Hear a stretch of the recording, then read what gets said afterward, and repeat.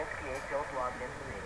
Aqui em volumetria, na capital, a gente realiza em torno de 180 pessoas dia, uma média de 20 autuações por dia. Desviar energia elétrica é considerado crime. A pessoa é conduzida à delegacia onde é lavrado o auto de prisão em flagrante. A pena é de 1 a 4 anos de prisão com a opção de pagamento de fiança. Segundo o delegado Elídio Pucon Júnior, titular da Delegacia de Repressão a Crimes contra concessionárias prestadoras de serviços públicos, cada caso é analisado para identificar se o morador tinha conhecimento do gasto para que os responsáveis sejam punidos.